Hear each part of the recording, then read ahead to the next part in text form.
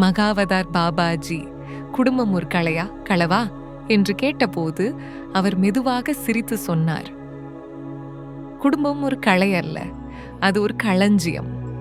ஆனால் அதை உணர்ந்தவருக்குத்தான் அந்த ஒளி தெரியும். பாபாஜி கூறுகிறார், குடும்பம் என்பது கர்மத்தின் ஒரு பள்ளிக்கூடம்.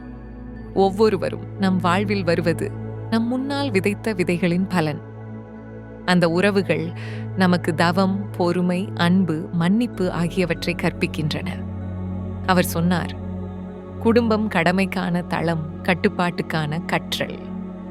உறவுகள் எளிதாக வருவதில்லை, அது ஆன்மாவின் பழைய பயணத்தின் தொடர்ச்சி.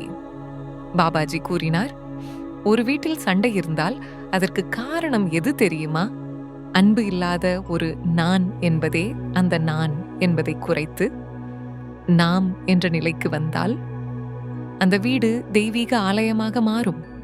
அவர் மேலும் சொன்னார், குடும்பம் ஒரு பரிசோதனை. அதை கடந்து சென்றவனே ஆன்மீகத்துக்கு தகுதியானவன். அன்பு, பொறுமை, புரிதல், நம்பிக்கை, இவை 4 தூண்கள் ஒரு குடும்பத்தை தாங்குகின்றன. பாபாஜி கூறிய இறுதி வரிகள், அன்பு ஒரு வார்த்தை அல்ல, அது குடும்பத்தின் மூச்சு. ஜாய் ஓம் கிரியா பாபாஜி நமா.